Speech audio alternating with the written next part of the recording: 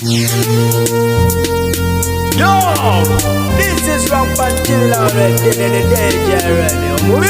Yakoze kuteeka muzadde gwatamanyi kiro ate mu mubbi bwa wano sanga abantu gambye akava mukomerera mubbi enjege eyo yaguddewo ekyotera kisamula ku ludda Essagala. Omutuuze oyo yabadde annyuka adde waka yasanze omuvubuka n'amwegayirira amutwaleko. Omutuuze n'agaana naye oluvannyuma yakwatiddwa ekisa n'amugamba tuula nkutwaleko mu mmotoka. Baba akavuga kakatemerero katono nnyo okuva mu ttawuni ekyotera. Omuvubuka n'abuuka okuva ku mutto gwe yabadde atudde ku gwa pasenja n'agwira ono ddereeva yabadde avuga ng'ayagala mubbako ssente ze yabadde ava okukola. Okulwanagana kwadde kw'amaanyi olw'ensonga nti emmotoka yabadde eri mu ddwayivu yalemeredde omugoba waayo n'eyingira ekibira era n'esesebbuka yonna kuba yatomedde omuntu gwa kalitonzi. Omuvubuka yasigadde atuga omutuuze oyo ng'amusaba ssente yadde waawo ng'emmotoka yabadde emaze okuggwawo n'amulumaaluma n'amuyuzaayuza. Omusajja ng'amugamba kimu sirina ssente ndeka nkuyambye nkuleese oba kitondeka. So bannaffe mwenna abannyuka ng'oli mu kidduka piki oba mmotoka naddala mu bendobendo yaffe eno ey'ekyotera obubbi bususse bane twebeereremu.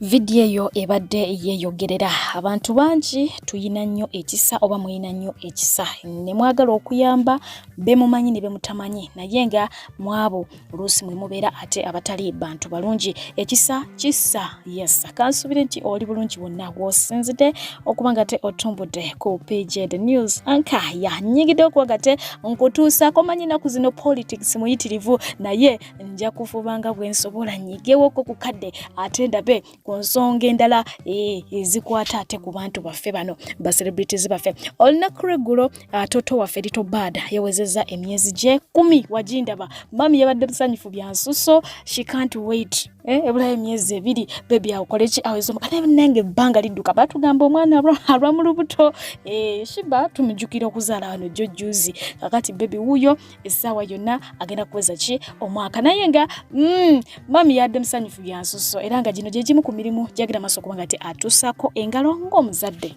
And you know, and you really want to show. If you're happy and you know, clap your hands. Cha cha cha! Yay! Oh my God, I'm a big boy. My heart, Baba. And you really want to show. If you're happy and you know, clap your hands. Cha cha cha! Oh my God! Oh my God, you clapped, Baba!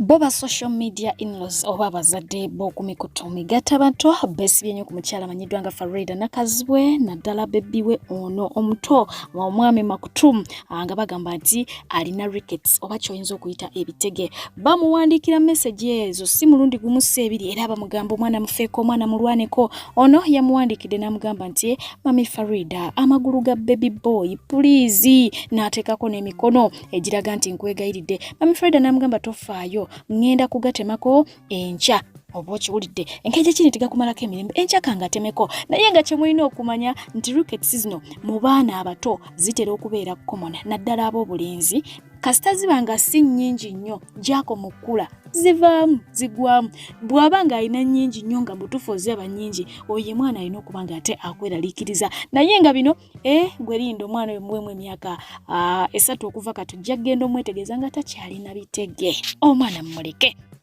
Wewawa ye honorable amanyiddwa nga Geoffrey Lutaya emabega kawo yavaayo n'atunyonnyolako ku nsonga z'omwana we omukulu ow'obuwala gwe yatutegeeza gwe bayita Lutaya okiwulidde abantu ne bagamba oyo mwana gyali kituufu mwana wa Nice abantu ne bagamba twali tumanyi Nice yamuyimbako buyimbi mu luyimba Nice and Lovely nedda yaliyo waddala mukyala gyali yamuzaalamu n'omwana era gwe yakubira olwo oluyimba kakati no munange jukira omukulu yategeeza nti omwana oyo gwe yali ayogerako gwe yatugamba Lutaya ya graduatinga. Tubadde tuli awo omwana omulala najja ono ye n'ategeeza nti ye tannaba na kugraduatinga naye alina ebizibu bye. Kakati okusinziira ku byayogedde kikulaga nti ate okusinziira ku bali bye baali boogera oli si wa nice oba kitegedde. Katulabe omwana ono ddala wa Lutaya oba alina bye yeenoonyeza, kubanga abasinga obungi bavudde ne bagamba nti buli gyaliwo emyaka egyo gyonna lwaki ajja kati ng'akalulu katuuse.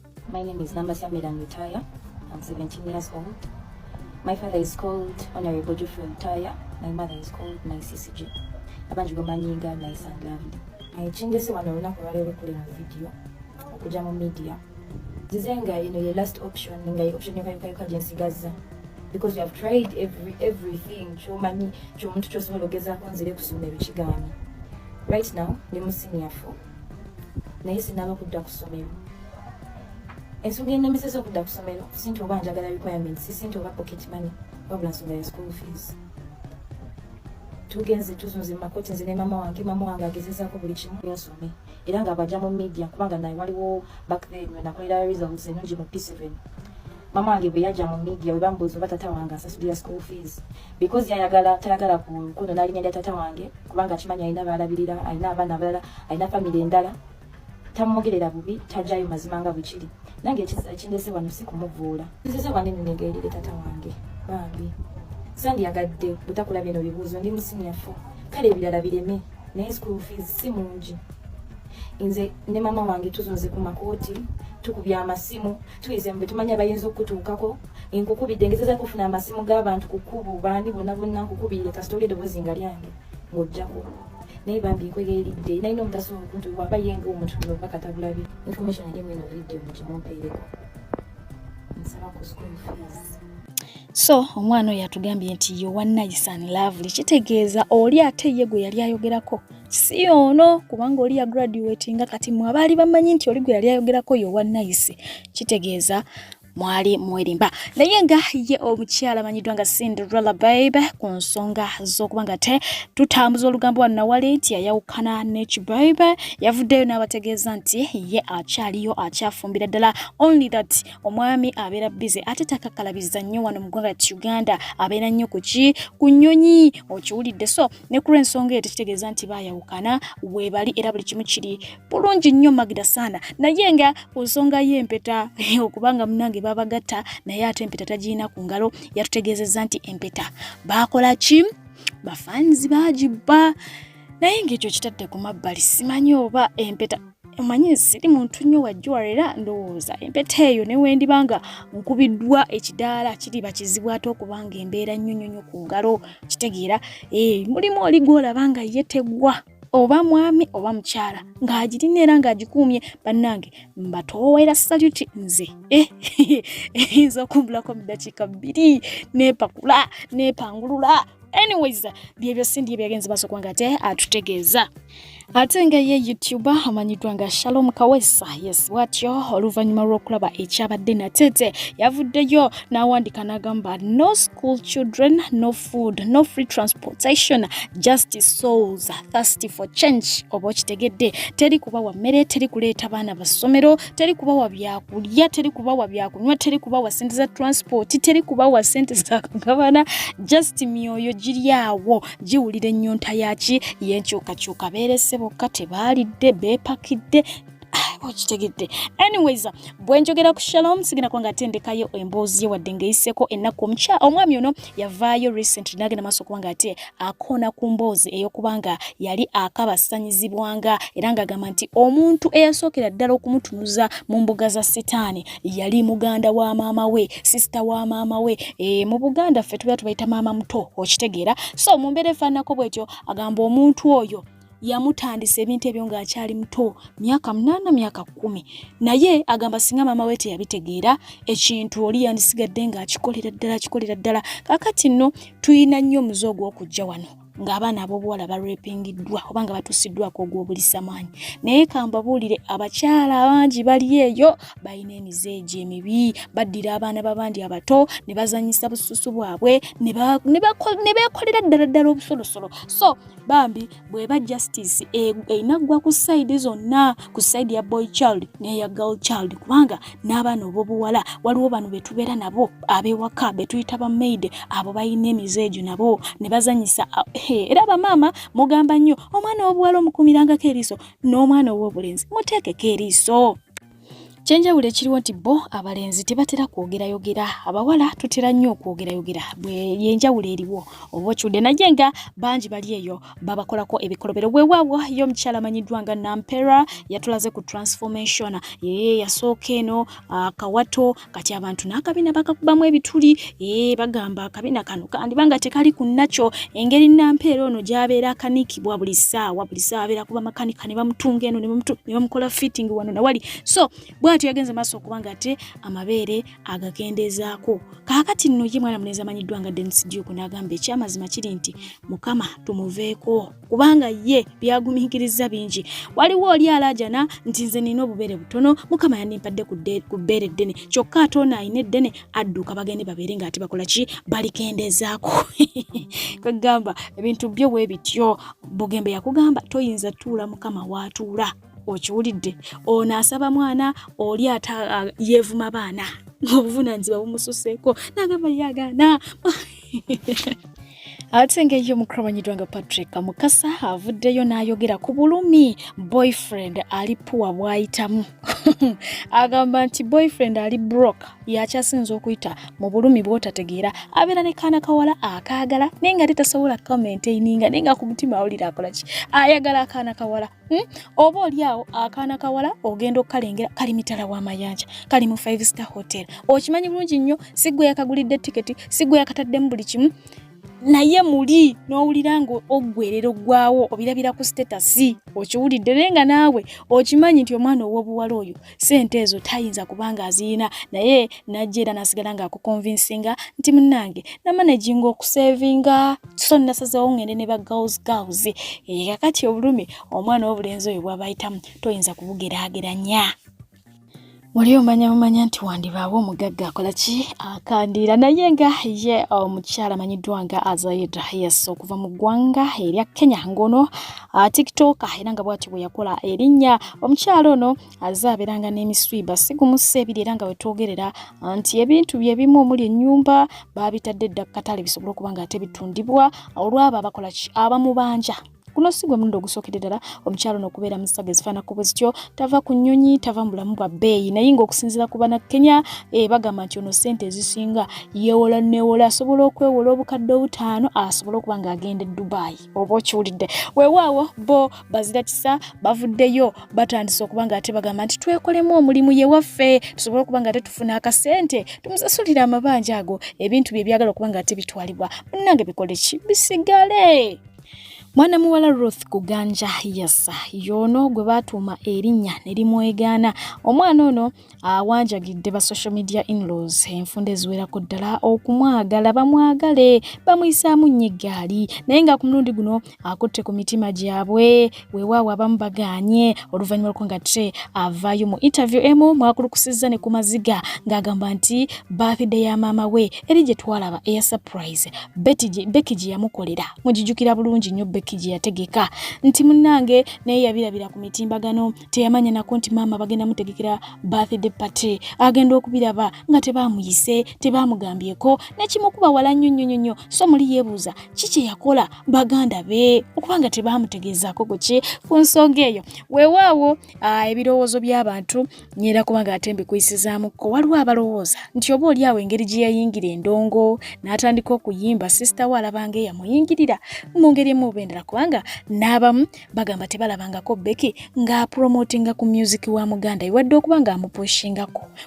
kubanga amanyi okukola obuyimba n'ajja n'alaajana n'abeegayira mutule mu sound yange abaana ne bamuwandikira ne bamugamba gamba Becky ajja kukole ki akupushinge muko naye nga wa okiwulidde so nga atabala bagamba nti tabanga yamukyawa kuba nti munange yatula mu interviews ez'enjawulo n'ayisa mutata w'abaana eggaali amangu ddala nga bakafunamu obutakkaanya tebibanga bye byamunyiiza naye nga famire zo ezisinga bwe zityo so nga abamu bagamba nti balabika tebamugamba kwa munnaye talina bulungi kasente ate umanyi mu famire omugagga gwe bakola kigwe beeguya yatera okubeera omwana naye nga ye yabadde akwasa ennaku naye yo mukulu amanyiddwa nga dictator Amil yes buli lukya ayongera kuyisa mukono mu maaso ng'agamba alhamdulillah ennaku zinaazimba ennyumba ye ate ennyumba esitukira ku supiidi ya yiriyiri agitwaliriza akati no munange bw'ati agenzeeko ku umra mu ggwanga erya Saudi Arabia bazze batugamba enfunde ziwera nti awali abaagalana tosaayo kikyo yo mukulu amanyiddwa nga Buzomanizo oluvannyuma lw'okulaajana kamiliyoni ntaasa kamiliyoni twala omunyarwanda bannanga omunyarwanda mumutwale munyarwanda nviira omusajja yalaajana bagenda kunzita nafuga mulaba kyembeerako bwenti bwembeera naye munnange ennaku wayitambale ng'ababiri bano ate gukola ki gubasaza mu kabu No matter what you're going through, I know so can know chikubam. Happy fish leg day. I'm maturing in my leg with the fish. Henry, thank you for I used to do this to you, Sadi Barre. Geoffrey. Welcome to Africa. Mama nyabo nyabo. Geoffrey. Henry, David. Rafiki fish. Rafiki fish. David. Olinda kyokuma.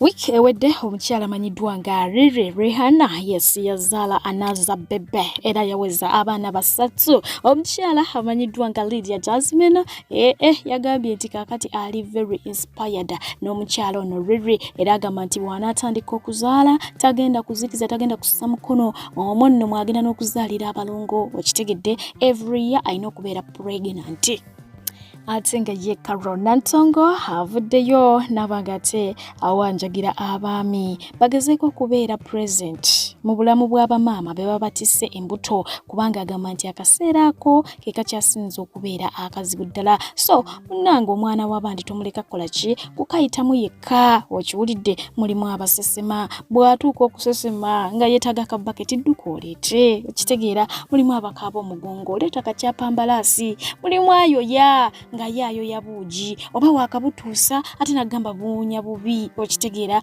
ngozaayo ng'oleeta akatunda ebiteefanako bityo Karona Ntongo abeegayiridde basajja mmwe mubeereeko mu bulamu bw'abakyala bammwe nga bali mbuto be present abasajja abamu abakyala be bafuna embuto babakyawa nze waliwo yeyaŋŋamba nti nze omukazi owange waafuna olubuto nolutandika okuba nga lutandise okulabika mu bantu ngenda musindika ewaabwe akomangawo ng'azadde nga n'omwana awezezza emyezi nga 6 oba 3 buli yetaaga akola ku bakazi ba mbuto bamulabikira bubi subhanallah fulufiga bwe twogerera ye bamuyita Nantalo buli muntu amwinako bwino era nga ku mulundi guno yavuddeyo n'atutegeeza nga bwe yakyawa Spice Diana era ng'ensonga zazirina kakati akubiramu maama kikaaba stamp Spice mama birungo yagobye ensonga ze tinewe yasibibwa Spice teyakola ki teyamukubirako yadde akasimu wadde ka message wadde mukyekingako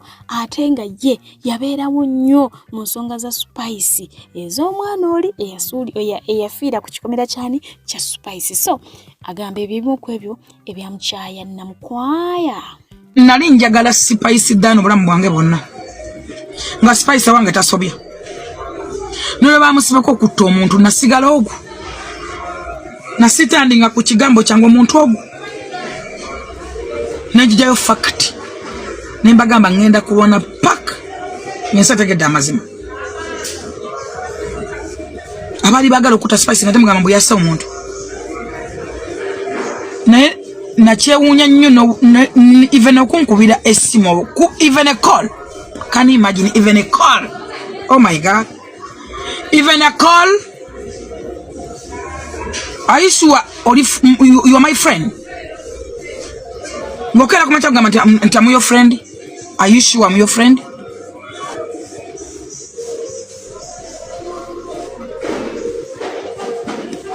even a call. Shiba gwe nakatandika bannanga abantu nali nebuuza bana ba Shiba Olix lwaki bafiira ku Shiba. Mukama akuwanga omuntu gw'oyagala nakutegera nti omwagala mwagale Shiba kalungi. Ndayira Katonda ali muggulu. Waliwo omuntu gw'oyagala nakwerabiza emikwano gyonna. Nga newe batakuwa bingi. Abantu abasinga tetubaagalako bingi. Tetubaagalako bingi. Mani ffe twagadde abantu. Ffe twagadde abantu, ffe tubereddewo abantu. N'emibiri gyaffe tugisazeeko amannya g'abantu. Mwena mmanyi obulumi bw'atatu naye nga alikeera ku makya. Alikeerako ku makya naye ku batatu oyo. Alikeera ku makya n'akwagala nga omwagala. Alikeera ku makya n'akubeererawo. Nze nali nzikirako abayimbi nga buli mufu abeerawo. Muna Uganda otambudde n'obuyane bukugwa ku ntumbwe toddamu kwetawanya anti-Molden International Labour Consultants ye kampani yakakasibwa gavumenti okutwala bannayuganda emitala w'amayanja mu nsi nga Kuwait, Qatar, UAE, Jordan wamu ne Saudi Arabia. Beetaaga ba cleaners, drivers, waiters and waitresses, baristas, car washers, tailors, constructors, security guards, chefs, hairdressers, abapedikiwa ne manicure, housekeepers atenga n'abakola ku bisaawe b'ennyonyi tebabeera bidde anti eno ye home of opportunities. Okumanya ebisingawo basange ku offices zaabwe ezisangibwa Namuŋŋoona Nakibinge Road mu Rubaga Division oba bakubire ku namba zaabwe ez'essimu 074 73 88 21 oba 0787 75 23 29 oba baweereze ka message ku WhatsApp 077 0 4 eyo ye Molden International Labour Consultants ensibuko y'emikisa. Abalungi abatuuliriza era abatulaba olunaku olwaleero tuchaddeko ewa Sheikh Ashraf Dembe. Sebo sanyusa okubalaba amannya agange Seeka Ashraf Dembe akola ku bizibu by'enjawulo. Omuntu singa aba alina ebirwadde tumusomereddwa, tumuwa amazzi ga lukuya nga bw'obadde ogalaba, tugenda abantu ku kyoto ne twokya emizimu emibi egibabaamu n'okulomba edduwa. Abantu singa abeera ng'ali wano atuuse sobola okumulombera edduwa, ne waba atatuuse nga mpadde amannya ge naye ng'ali wala. Neetaase enamba yange yeno eri 0707763711. Namwe bannyinaffe abali ebweru oyagala okuba nti oyagala okulombera ku dduwa ng'olina ebizibu, viza zibuze, amaka gakolongotana, sente zikola zimpita mu ngalo, ojja kumpeereza ekifaananyi kyo n'amannya go, ebyo byokka bijja kummala. Nja kukulombera edduwa, ojja kutereera. Olunaku olusembayo mu mwezi mba n'edduwa eyawamu ffenna n'abalwadde bange abakadde n'abapya. Salaamu alaikum warahmatullahi wabarakatuh. Ensonga za Alien Skin tezinnaggwa era nga zo teziggwa malojja zikyali ku mimwa gy'abantu era nga abantu b'Embaale bakyawera nkolokooto so nga ate n'abatali ba Mbaale bavuddeyo kubanga boogera ku ebyo ebigenda maaso mu ggwanga Uganda. So nga bangi bakoowodde poliisi etekinge action nti ku mulundi guno terina kyegenda kubanga ate yeekwasa ng'obujulizi bwe buli akatambika omuvubuka eyayogera. So buli omu amaaso agatadde kwani ku Alien. Bengenda okubagamba sibuza okubaweereza mbadde PJ nembebaza nti mwe bale kubeera balabi balungi ennyongero bakowola nti mujye mutuwagireko mu kugenda emitala w'amayanja, mujye mutuwagireko ku ntambula eya airport. Mubeere bulungi, mweraba, Mungu abankuumire. Ndi Mugiso.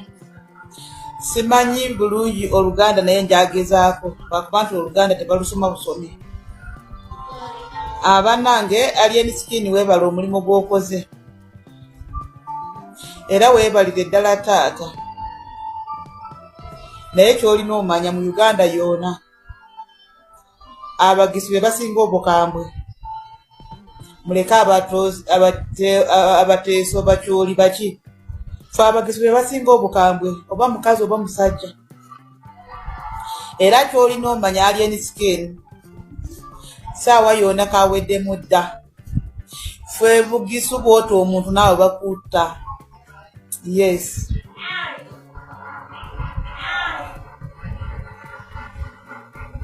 Oba ntegeerekese bulungi. Fwe Abagisu tuli bakambwe oba omukazi oba omusajja. Ate nga bagenda kutta omuntu, abakazi babeerawo n'abasajja babeerawo. N'omukazi naye atoola n'ejjambiya. kyemulina omanya ate fe abagizi tutwerabira mangu ekintu tuli bantu ba layisi nnyo nga bwe mulowooza watta Joram ne bakusibako omusango gw'okubba akasimu basobole okubuzaabuza ogw'obutemu tekitegeeza nti baati bategedde nti oli mutemu bakimanyi era kiri recorded just lwakuba nti bakyakwetaaga bakyalina bye baagala obakolere njagala kukutegeeza nti si gw'osooso okukolera abatemu abo omusajja Sobi yabakolera n'abattira buli gwe baagala tte bwe bamukoowa naye ne bamutta si papa yabakolera n'abakutulira ddiiri zonna ze baagala akutule bwe bamukoowa ali mu kkomera oba okitegera Nigisoni Agasire yabakolera n'abattira buli yenna gwe baali baagala tte bwe bamukoowa ali mu kkomera naawe kola byonna by'oyagala okukola olw'amaanyi g'olula ge bakuwadde naye gye binaggwera nga bakukooye ojja bisasulira muganda wange buuza ku bakamiliyoni bali mu buwambe byonna byolaba bye bakola bali mu buwambe jasiti wakalamagi wagambye yafiira mu kikomera kye bakenzu bali mu buwambe jasiti wa babodaboda abasatu be batta bo benyini nga be babatobedde ne babatta nga kenza ava Ivory Coast kwe bamukwatira okwo buli omu gwolaba ali mu buwambe olw'ebyo either bo bye bakola nga babikolera waali oba be bamukozesa oba okitegeera essaawa eno amakaago wagafudde Tocha Chambers otuma butumi ne bawamba gw'oyagala bawambe ne bamukuleetera mu kikomera kyo n'okuba nga bw'oyagala okuba ne bafuluma ekikomera ne batwala era Pest Vibes yali mugezi nnyo okutuuka omuwamba ne bamuleeta gy'oli ne mwambala bigiravuzi n'ayimirira naawe mumulwane gwe nga yaali omu wakati mu bantu 30 nakkiza afuuke punching bag omukole bwe kyoyagala asobole okutaasa obulamu kyekyamuyamba ovayo nga mulamu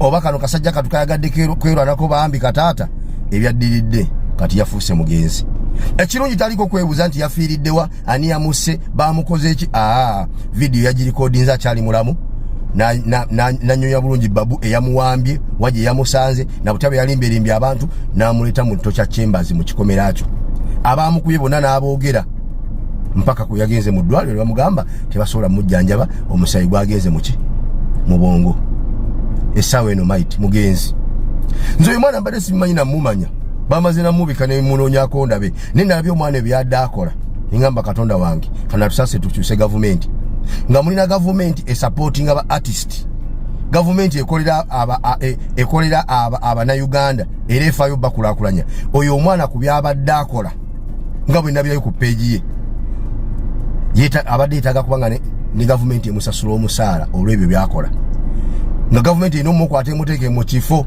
awatuukira abalambuzi akolenga tourist attraction ng'alina kubeera awo nga kyekimu ku by'obulambuzi bye tulina mu Uganda si bangi mu nsi abasobola okukola omwana we byadde akola si bangi neraba embeera omwana gyadde awangalya mpaka lwatuuse n'okufa nga bamuttanga abatta embwa olwa gavumenti etafaayo terina kyefaayo ku bantu abaana balina ebitone neraba ekitono omwana ekyadde alina engeri gyadde anyoolamu amagumba engeri gyadde azinisa amagumba terimu sirabanga omulala akikola bw'aba gyali mu Uganda era tuyinza obutawezaamu baana 10 basobola kukola ekyo omwana we kyabadde akola nirawa atyo bwe mutyo muwafiiriza eggwanga omuntu abadde ow'enjawulo bw'atyo omuntu abadde ow'omugaso bw'atyo mu ggwanga lyaffe eyali badde atunda ensi yaffe n'agiteeka n'abako ekifo wagituusizza olw'ebyo byabadde akola olwa ati we gwabadde akola uyo mwamusse tukimanyi nti ate mu kaseera mwamuttidde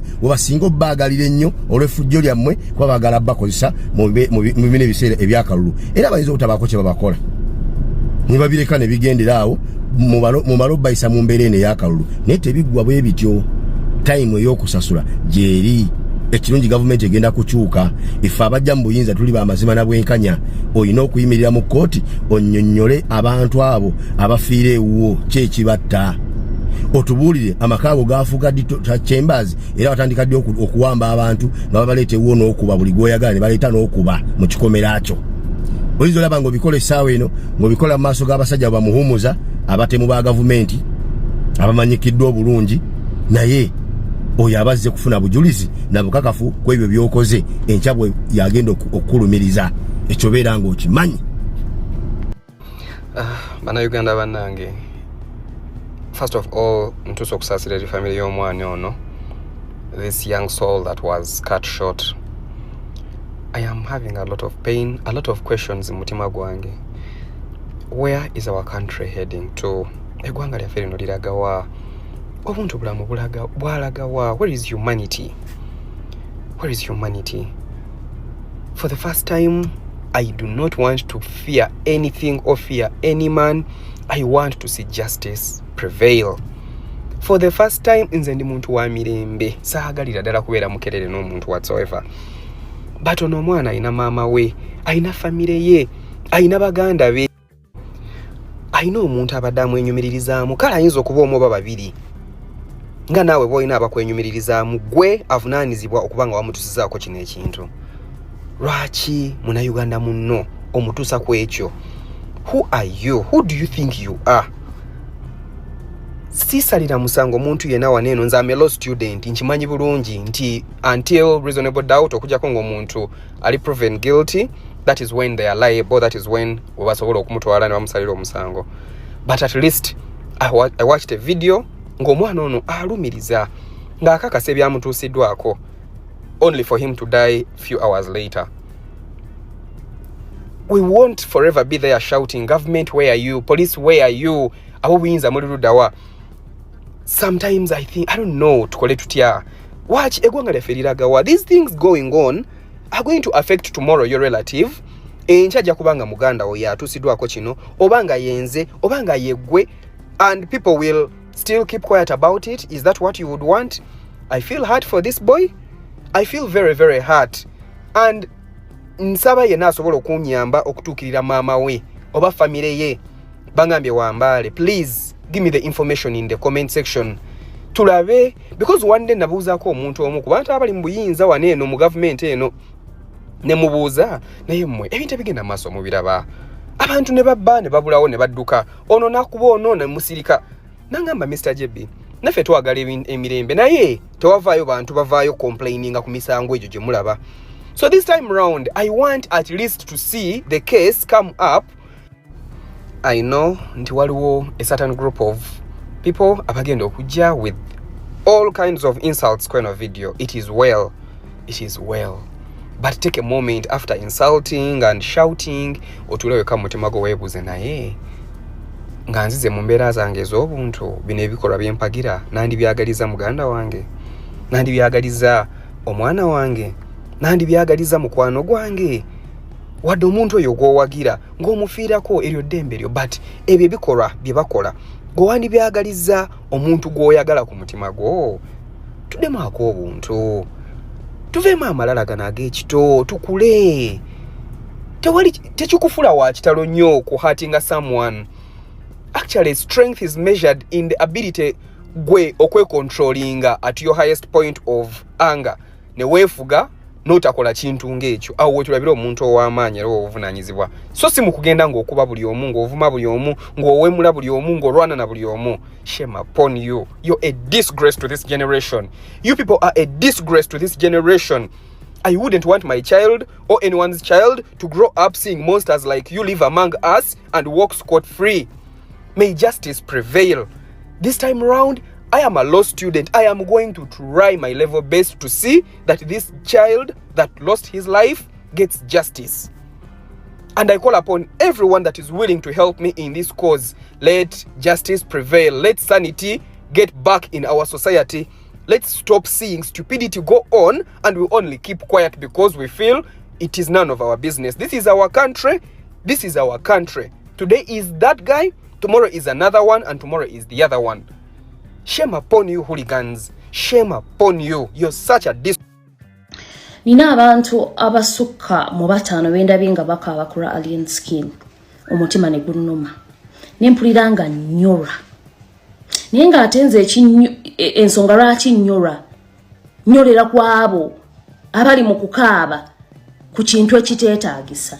Abasingisizza mukama waabwe omusango. My question, alien skin yabadde ku live nga kubivuddeyo ku mwana abadde amwagala akola challenge mu nnyimba ze kitegeerekeka nti omwana oyo yafudde. Ku statements ezisoose okubeera okuva mu alien skin si kunyolwa kw'oyo omwana kubeera nga yeewolereza na kulaga nti ateekawo embeera y'okubanga ateekawo ka sympathy card. Ebigambo ebivudde mu alien skin tekubaddeeko nti bannaaye we lost a sweet soul, we lost a lover, we lost a fan, we lost a supporter. Ngenda kwenshuwalinga nti nze nga alien skin mu maanyi gange omwana oyo yavuddeyo ng'akoze ka video nga recording nze n'ayagera omuntu eyamukubye okumutuusa kweyessa ly'okubeera ng'aluzinga obulamu bwe. Nze nga alien skin ngenda kumakinga sure nti eyamutuusiza kweyessa ayingira ekkomera come what may. Wabula ozzo playing a sympathy card otugambanga we bakulwanisa Mayanja family bwekulwanisa weyagala ove mu music industry eno woogivuddemu kulw'okubanga abantu abo bakulwanisa. Nze abadde abuuza ensonga lwaki olina ensonga gy'okoonyeeko era endala n'ogamba mbukati omuvubuka oyo lwaki yali ankuba oluyi. Ekyatunyolwesa si luyi lwe twalabanga bakkuba. Ekyokubanga Mayanja family twagimanyiira mu butabanguko n'okubanga ekosa mob justice nti weeba etegedde nti Lubiraiti yavuma kamiliyoni kyekola ekwata Lubiraiti n'emukuba mu kifo ky'omutwala mu mateeka. N'olagira ddala nti gw'oyawukanako kw'ekyo y'ensonga lwaki tewaddiza musajja oyo luyi n'ogamba nti tokosa mob justice. Ebbanga lyonna ly'owangaalidde ku media kuno alien skin okola ekyo kyennyini ekyakuleeta mu mawulire. Nti ffe twakonda eminga eyakkuba oluyi tetwasooka na kulaba wali okoze eki kyekyakubisa oluyi kubanga teri asooka ava buvyeri mu bbanga n'akuba muntu luyi nga talina kyamukoze. Twach ignoring ne tugamba tetwagala kulaba muntu yenna oba oyina maanyi genkanawa ng'okwata omuntu omu kubanga waliwo poliisi tetwagala kulaba mob justice mu bantu kwobenga gwe kamiliyoni obenga wizo obanga oli munene wenna tetwagala obeere ng'okosa obumenyi bw'amateeka okugonjoola ensonga. Waliwo omwana yakuvumira waneno ku media ate si yasoose. Abaana ba Nupu abasinga abadde badisagreeinga nabo wewatuuka mu nkuuka n'obabuuza ani waneno wa fangoni ani atayagala fangoni n'ogamba atawanise mukono abaana bo bayingire babakube era baakuba abantu omu ku bo yaluzinga obulamu bwe n'afa.